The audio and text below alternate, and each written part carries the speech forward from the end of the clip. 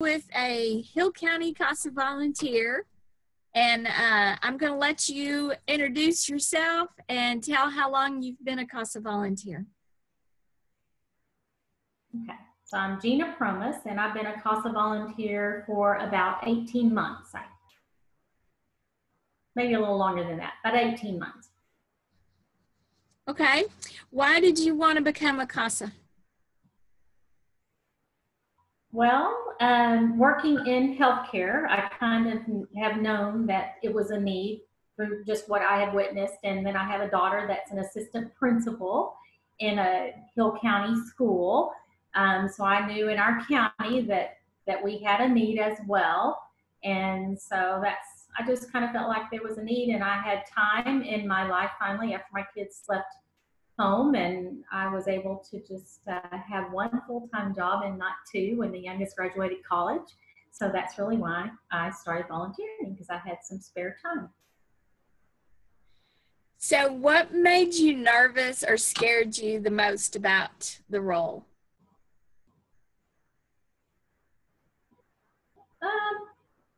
Let's see.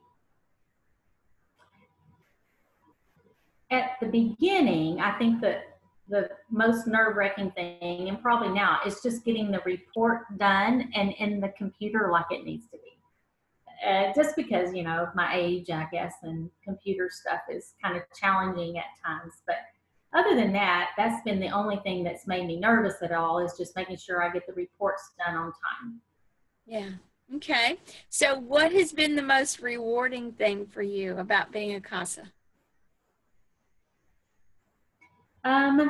Actually, to see children in the beginning of a case. I finished finishing up a case recently. So I think the best thing is to see where they started, and in the end, you know, thank goodness I had a really good ending to a case, that the children are going to have such a better life than they would have ever had before. And the kids just really flourished and grew and learned so much in that year's time, that was just so rewarding to see that we can make a difference, and we can, if we stick to it. And because there was times that you're like, oh my gosh, you know, this is too much, but it's not. And just knowing that in the end, the kids did get what was best for them, you know, because you wonder going into it, are we really going to make the life better for these kids? And I think all in all, we do. Most cases, I think that that happens, but I was very fortunate that the case that I just did, it really did make a big difference for them. And to see them happy and talking and healthy, and, you know, and they're going to have a true family. So I think that's the most rewarding for me so far. How has it been working with CPS?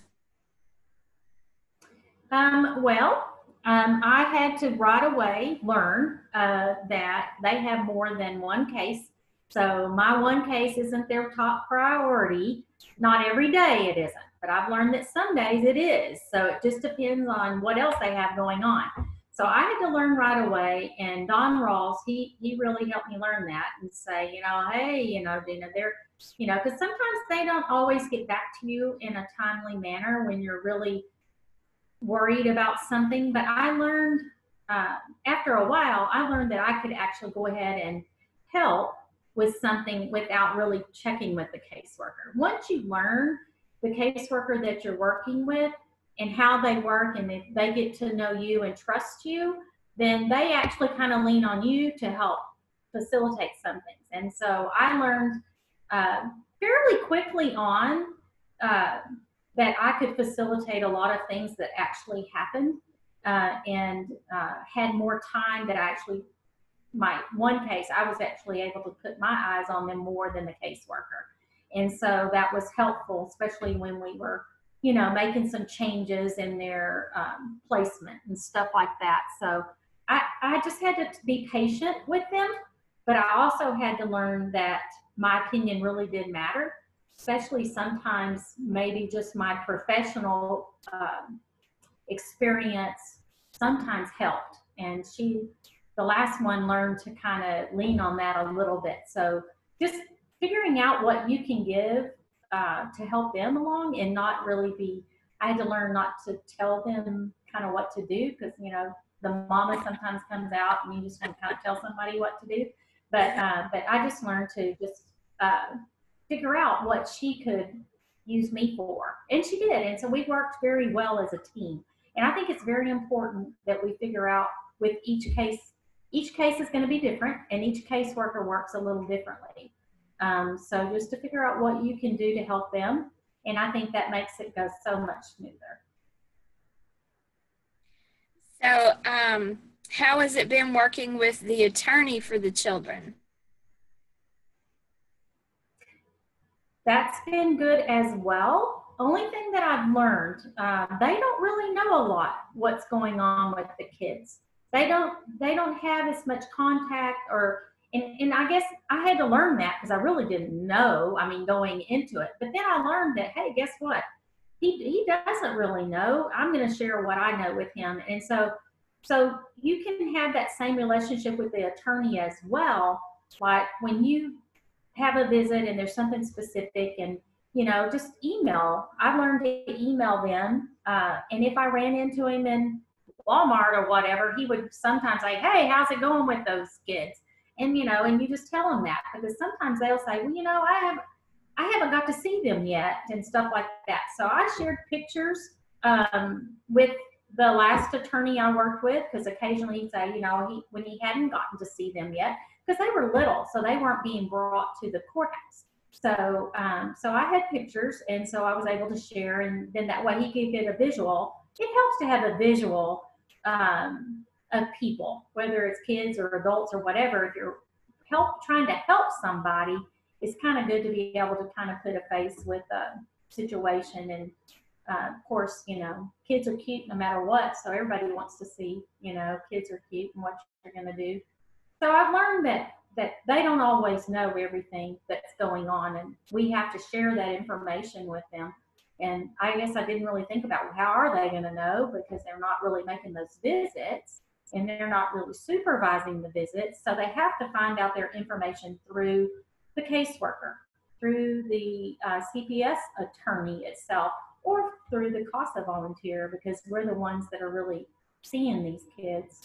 And the parents as well, you know, because they like to kind of know that interaction too, and it helps them, you know, be able to represent those kids and make good decisions for them as well.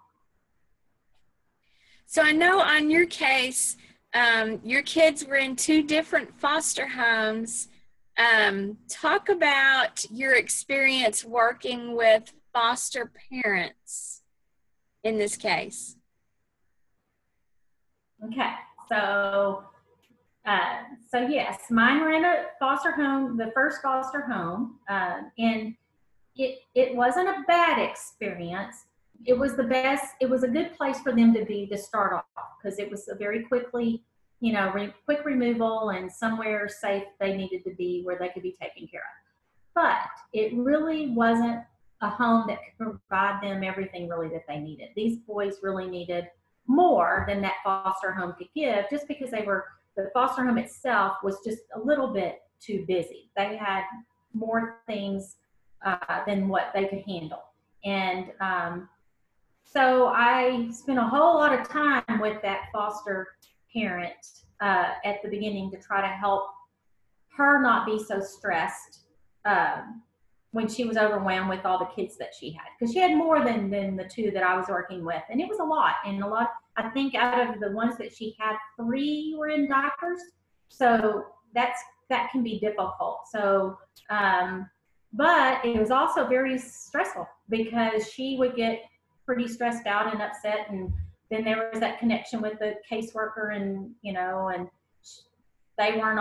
she wasn't always patient about the caseworker getting back to her, and you know, and then all of a sudden we get a phone call that said, hey, you got to pick these kids up by Friday, and this was Wednesday. And so that was a little scary because, you know, these kids, I cared a whole lot about them, and I was like, I can't imagine them being, where are we putting them? I mean, were they going to go to a shelter, or where are they going to be? They're babies, you know, they're in diapers. And But that didn't happen. Thank goodness. I think it worked out where they found another foster home for them to go to, which was the very perfect place for those boys. It ended up being exactly what they needed. And of course, they're being adopted by those parents here, hopefully in July, is what I'm understanding. They're hoping to get the date for July. So it ended up being the best thing in the world for the kids. But at the moment of the phone call, I was a little bit freaked out because the caseworker was on vacation, and so I'm the next person that foster parent knew, and I'm the one she's unhappy about things. And I called Don, and he's giving me advice, and we got a hold of the CPS supervisor because it's late in the day, and trying to figure out what to do was a little bit stressful. But it all worked out. And just remember that when your caseworker's not available, there's other people. And I had to learn that. It was my first case. There's other people that can help. You just have to kind of reach out to people that can reach out to other people to say, hey, we got this going on. And that's exactly what I did. Made a phone call, and other people made phone calls, and then it all got connected. And then they found a place, and the kids were picked up on that Friday. They didn't get to the home where they were going until I think it was between 9 p.m. and 11 p.m. that night on Friday night. But at least they got picked up in a safe manner and transported by CPS. Two other CPS workers went and picked them up and took them to the new foster home. So yes, it can be. But then that second foster home, the parents were awesome. And the ones I'm working with on my new case are the same way. So you're going to have a different experiences with different ones. But so far, I've learned a lot through that, because I think the first foster mom that I dealt with, she had a lot of experience with fostering, and she had kids she adopted. But she also tried to diagnose the kids when really that one shouldn't have happened. That she tried to figure out what was wrong with the kids on a different level, that really it wasn't her place. So all in all, the kids in the end were in the perfect place. In the second home, the parents were perfect. They were awesome. Very good parents. And it was a really, really good relationship. I had a great relationship with them, and I still do. And in fact, if they have a question and can't figure it out, they'll call me and go, hey, do you know? And I'll go, I don't know, let me call somebody. So they still, rely on me sometimes for information, and I like to keep up with how they're doing. And so they still send me pictures, and hopefully I'll get to be at their adoption. I'd like to be there. So anyway, so you'll develop those relationships with those families.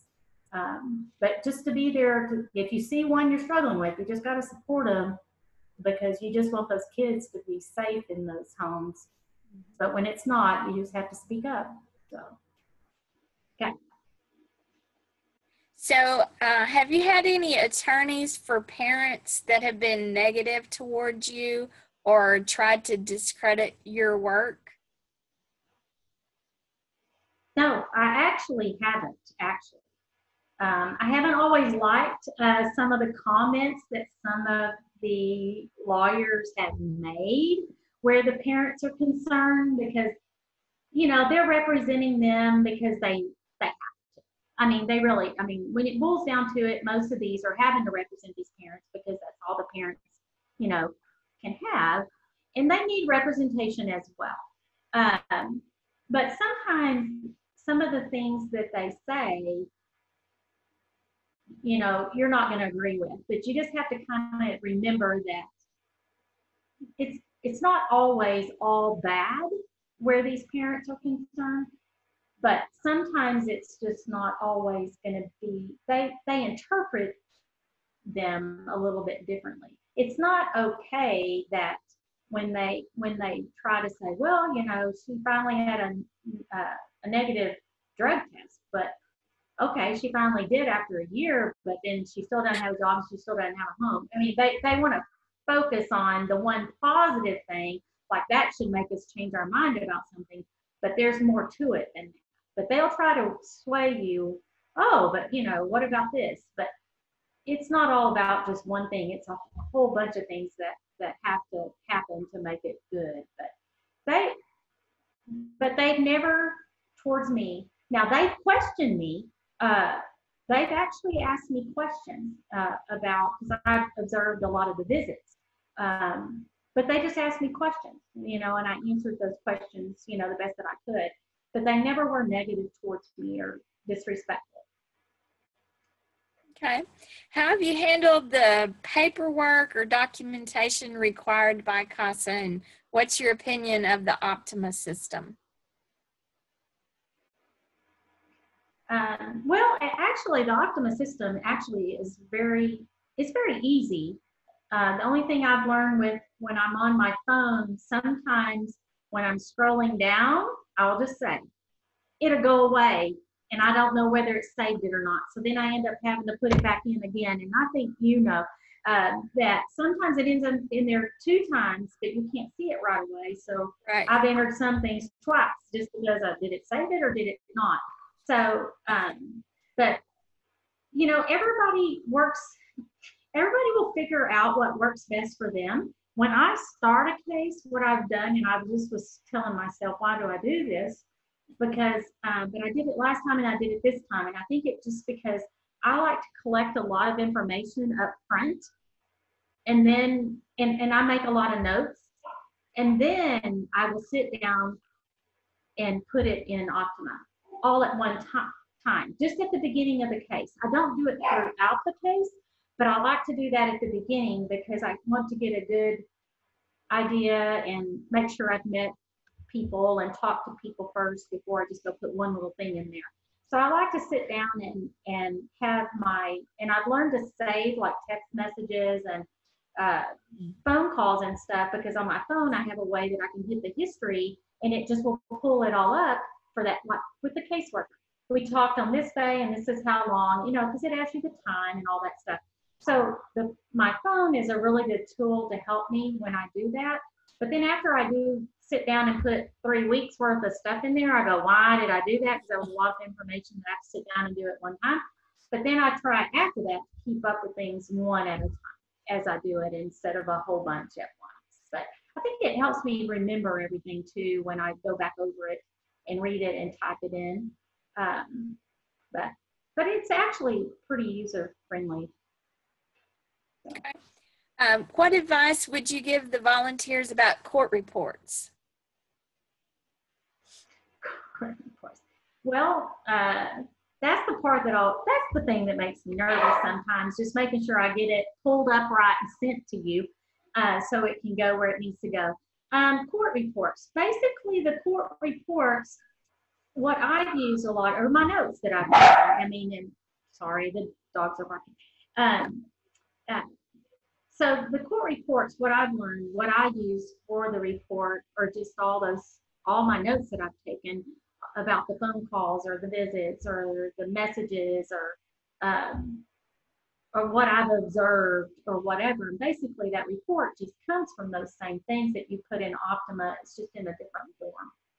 So you can even, and that's what I use when I do the report, is I usually pull my Optima up on my phone and I will look through the logs in case I forget something, but actually use my computer to do the report.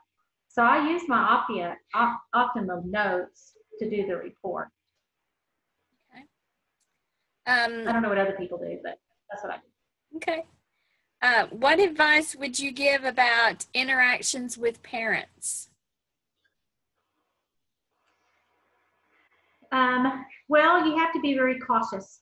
I really think it is very important. I've learned that actually my first impressions are usually good. And in so far, these 2 cases, they've been right on. And so just remember that most of the time your first impression is what really is how it is. But I have to learn, like at the age that I am, some of these parents are younger than my kids or around my kids' ages. So I've tried not to be mother to them, but just to be that person that they can know that I care about their kids in a way. Always make sure they understand that you're not just, but you're a volunteer. You're not being paid. You don't work for CPS, because first they're confused at what your role is. And I had just that happen with my new case.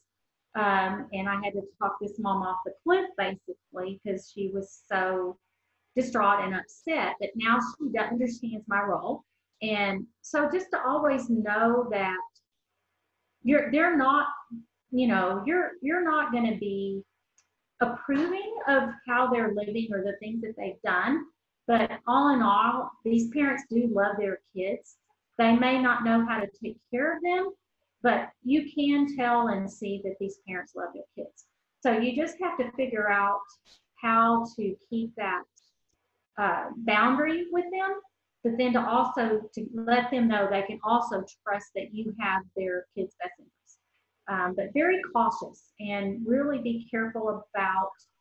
I had to be really careful about protecting the foster parents of my last one a little bit, and I think this one's going to kind of be the same because you don't want that exposure to happen if it doesn't need to, or I mean, there may be a time for that at some point that happens, but sometimes it's just best to keep that separate and support whatever the situation is. But yeah, I just have to learn not to be mother to them and want to tell them, you did this, and I would like to scold them a little bit at some point, but I don't. I just try to redirect them when they're upset and try to explain to them the normal behavior of kids when they're not with their mother. Because that's what I've had to experience is when they've said they've never been with anybody but me, and they're calling the foster mom. Well, you got to understand when they're little, every female is mom. And so we've had those conversations and just know that that's natural. Kids do that. So just to keep boundaries, but make sure you're supportive and not judgmental. You can do it internally, but don't let them see that you're being judgmental of them. So that's my best advice for that. It's just that boundaries. Okay, so you kind of touched on the answer to this question, but is there anything else that you've learned the hard way, and what should a CASA volunteer never do? Learn the hard way and never do. Oh, yeah. Well, that one thing I think that I haven't done, but I've made sure I told myself several things. Don't try to boss your caseworker around. That's one thing that I've had to learn, or to scold the parents when they're young enough to be younger than your children and you'd like to scold them. So those are the two things that I've told myself not to do that. But the one thing I kind of learned, not the hard way, but in a way that I was sick at my stomach and my heart was hurting, was when we had to get somewhere else with my first case to go. And that phone call from that foster mom, and she was very angry, and she wasn't angry at me, she was angry at CPS. Mm-hmm. And she had changed her mind about keeping the kids. And so I learned the hard way that, if I see that again, 2 weeks before that phone call, we probably could have worked through and gotten them moved in an easier way and not been so upsetting to everyone. So if I ever have another foster parent that starts that kind of behavior, I'm going to be able to recognize it, because it was scary. I was really scared for those kids because I didn't know. I didn't even know where they went until the next week, because it happened on a Friday night and I didn't have any contact with anybody until that Monday. So that's what I've learned the hard way. If I ever see that happening, we will work on it up front and not wait till it gets to that point. So that's the one thing I kind of learned the hard way, and I kind of felt it, but then I kind of just didn't really say a whole lot. So I should have probably spoke up sooner to say, I really think that she's not going to be able to do this. Let's find somewhere else, instead of listening to the caseworker that said, well, I think she will. I mean, we had those conversations, and we should have just went with our gut, and we didn't. We should have. So that's what I learned the hard way. Okay. Is there any other advice you want to give them before we wrap up?